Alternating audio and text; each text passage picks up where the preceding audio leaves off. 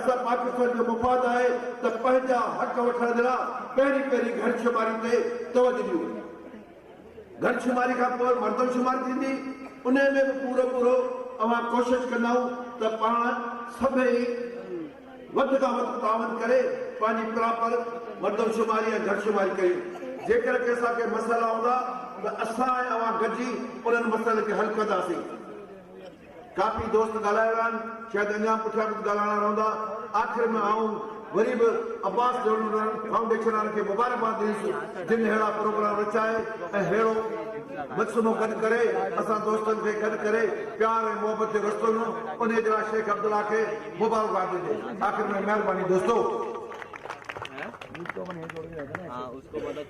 Doctor साहब तमाम तव्हां कम जूं ॻाल्हियूं कयूं आहिनि। मूंखे उमेद आहे आवाम इन ते ध्यानु ॾिनो हूंदो। इंतज़ार जूं घड़ियूं ख़तमु थियूं आहिनि। असांजा ख़ासि महिमान मुखी पेट्रोल पंप बि क्रॉस करे चुका आहिनि। जॾहिं मुखी पेट्रोल पंप जी ॻाल्हि आई त हीअ असांजो दोस्त मुखी रूपनमल जो फर्ज़ंद मुखी सुरेश साहब मोल खां असांजे हिन महफ़िल में कई आया आहिनि। संदन शुक्रगुज़ार आहियूं ऐं ॿिया बि जेके दोस्त आया आहिनि सभिनी जा शुक्रगुज़ार आहियूं। घोटनि जी ख़िदमत में चंद ॻाल्हियूं रखणु ईंदासीं, पर हुन खां अॻु में आऊं तव्हांजी ख़िदमत में इहा थो गुज़ारिश करणु चाहियां त ॾिसो ही जंहिं मोहबत जे जज़्बे सां असां सभु गॾु थिया आहियूं ऐं हेतिरो सारो वक़्तु गुज़री वियो आहे।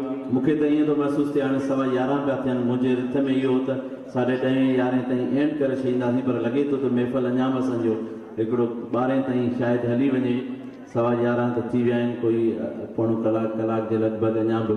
छो त असांजा हिकु महिमान अहम सरदार साहब इस्लामाबाद हलिया विया। हुन जॻह ते असांखे डॉक्टर भवनमल जा असीं इंतिहाई शुक्रगुज़ार आहियूं जो असांखे उहे ख़्याल साईं जा असां ताईं पुॼायाऊं सरदार साहब जा।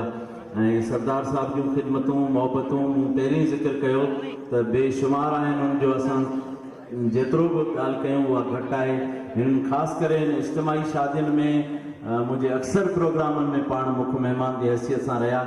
असीं बि हिन मां मौक़ो वठंदे डॉक्टर भवनमल खे असां सभु घोट जेके अञा 100 घोटनि जी ॿी रथियल शादी आहे उन समूरनि जे तरफ़ां इहो मुतालबो थो रखां डॉक्टर भवनमल जी ख़िदमत में त ईंदड़ प्रोग्राम जे लाइ असांखे को पको मज़बूत टाइम वठी ॾींदा सरदार साहब खां।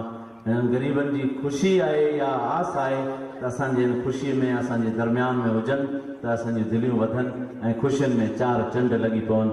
डॉक्टर भवनमल जी नज़र तव्हांजे भरपूर ताड़ियुनि में इहो मुतालबो त असांजी ईंदड़ शादी जा तक़रीब जा महिमान ख़ासि सरदार साहब मलिक असद सिकंदर साहब हूअं त हिन दफ़े पंहिंजे बिल्कुलु मर्ज़ी सां टाइम ॾिनऊं ऐं मूंखे 100% यकीन हुई, पर हाणे अचानक ज़ाहिर सियासी लेवल ते मजबूरियूं थियनि थियूं, मामला थियनि था, उन हवाले सां अच्छा मेन गेट जे अॻियां जेके गाॾियूं आहिनि उन्हनि खे दोस्तनि खे गुज़ारिश आहे थोरो उन्हनि खे सवलो रखनि। हुते गाॾियूं हूंदियूं महिमाननि जूं, उन्हनि सां गॾु पुलिस जूं गाॾियूं बि हूंदियूं, वरी सिक्योरिटी जा मामला बि हूंदा आहिनि, वरी उहे नयूं गाॾियूं अची बीह रहंदियूं त पोयूं गाॾियूं जेके आहिनि उन्हनि जो निकिरणु थोरो मुश्किल थी पवंदो। पार्किंग सिस्टम में बि असांखे हिन दफ़े पहिरियों दफ़ो हालांकि मिली अञा ताईं न सघियो आहियां, पर असांजे ज़िले जामशोरे जो जेको SP आयो आहे ओडो साहब, हुनजो भाउ जावेद ओडो साहब त असांजो इंतिहाई शफ़ीक़ महिरबानी दोस्त आहे। हू जॾहिं असां अॻे हुया जामशोरे में त हुन जूं कई असां ते महिरबानी हुयूं जंहिंखे असीं कोन विसारे सघंदासीं, पर अॻे असां सां हिननि प्रोग्रामनि में पुलिस इंतिज़ामिया जो मथचुरो थोरो घणो साथ हूंदो हो सरदार साहब जे सदके उन जी आमद जे करे। बाक़ी न त हिन दफ़े असांजे SP जे ताउन सां असांखे राति हमदनात में सॼी राति महफ़िल में रहिया आहियूं ऐं पुलिस इंतिज़ामिया जी पूरी ट्रक वॾी भरिजी आई जिन असांजी सपोर्ट कई ऐं वरी SHO साहब कई दफ़ा असांजे दरमियान में आया, SP पंहिंजो DSP साहब आया ऐं उन्हनि जा शुक्रियो अदा करणु ज़रूरी थो सम्झां।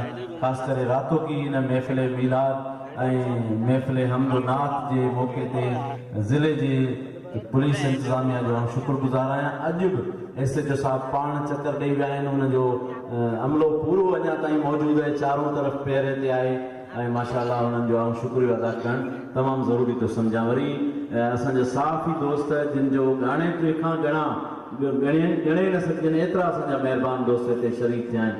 हर इतवार हर चैनल जो दोस्त जामशोरे